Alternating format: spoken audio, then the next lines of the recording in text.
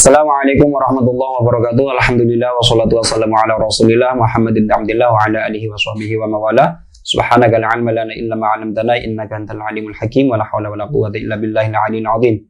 Rabbi shrah li sadri wa yassir li amri wahlul 'uqdatam min lisani yafqahu qawli. Allahumma iftah 'alaina futuhal 'arifin waj'alna khalisatan wajhikal karim bi rahmatika ya arhamar rahimin.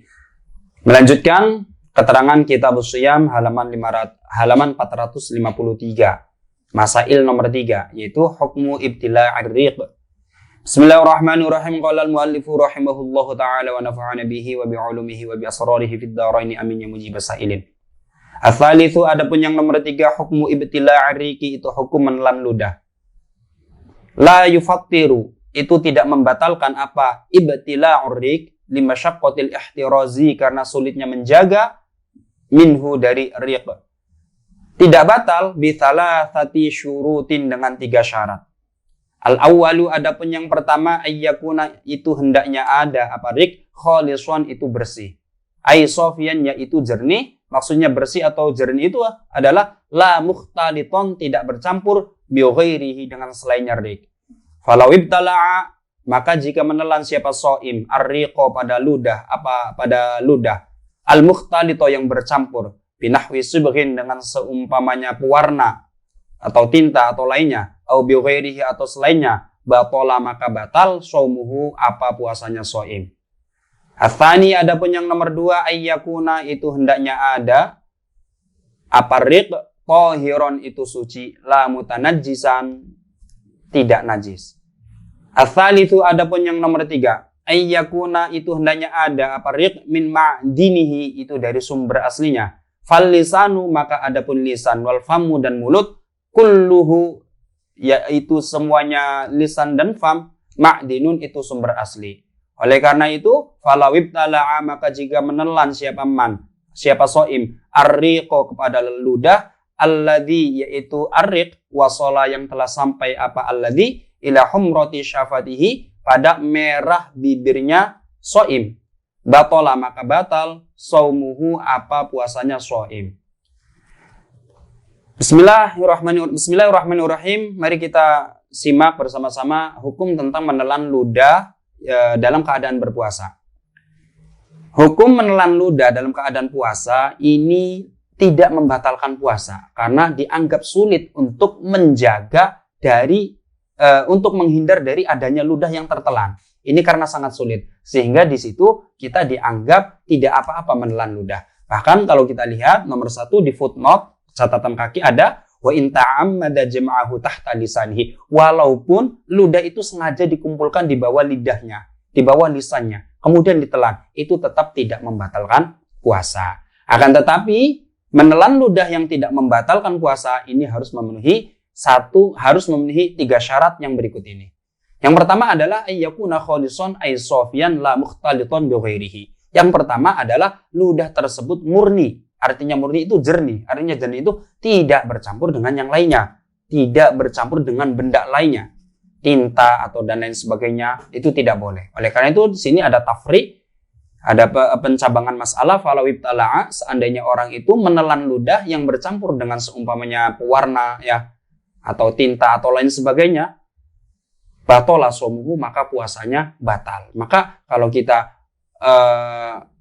mengemut sesuatu itu ya, itu kemudian ada sesuatu yang bercampur dengan ludah kita sehingga ludah kita tidak murni lagi, maka puasa kita menjadi batal.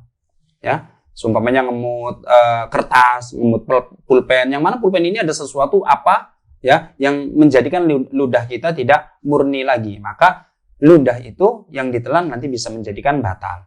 Yang kedua adalah ayyakuna tahiran la mutanajjisan. Ludah tersebut itu dikategorikan ludah yang suci, bukan ludah yang mutanajjis atau ludah yang terkena najis. Ludah yang terkena najis itu seumpamanya kalau mulutnya berdarah, gusinya berdarah, maka otomatis ludah yang ada di mulut bercampur darah. Ketika ludah itu bercampur dengan darah, maka yang tertelan itu dapat membatalkan puasa. Catatan nomor 2 dulu wastadhara fi tuhwa al-afu liman ibtuliya bidamil lithah wala wibtala'ahu bihaitsu la yumkinuhu al-ihtiraz anhu wa fi dzalika fashatun. Di sini catatan nomor 2 ini masih keterangan yang di atasnya ya. yang mengatakan bahwasanya ludah itu harus kholison, yaitu ada hukum keringanan, dimaafkan ya, didispensasi bagi orang yang memang gusinya kurang normal. Artinya kurang normal, dia selalu berdarah gusinya. Punya penyakit entah apa, jadi gusinya gampang berdarah, sedikit-sedikit berdarah, maka itu tidak masalah seandainya menelan ludah yang bercampur dengan darah darurat tadi. Darahnya gusi yang darurat, karena selalu berdarah. Ini juga dengan catatan kalau memang sulit untuk menjaganya. Dan di sini adalah merupakan kelapangan dari syariat bahwasanya ketika sudah masyaqqah maka menarik kepada membolehkan sesuatu yang tadinya nggak boleh. Ad-daruratu tubihul mahdhurat, seperti itu.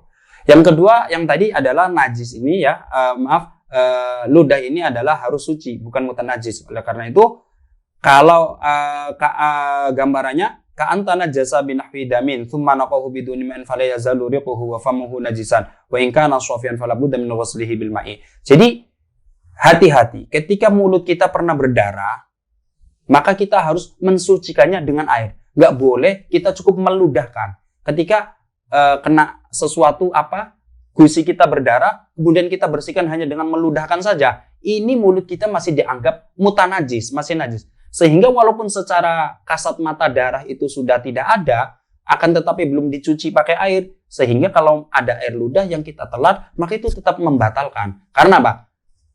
Air ludah kita masih dianggap mutanajis. Oleh karena gimana solusinya? Ketika mulut kita berdarah, gusi kita berdarah, maka harus kita sucikan dengan mulut, berkumur, kemudian kita buang. Oleh karena itu setelah itu ketika ada air yang nanti air ludah yang masuk, itu nggak masalah gitu. Air ludah yang masuk, tetapi sudah disucikan.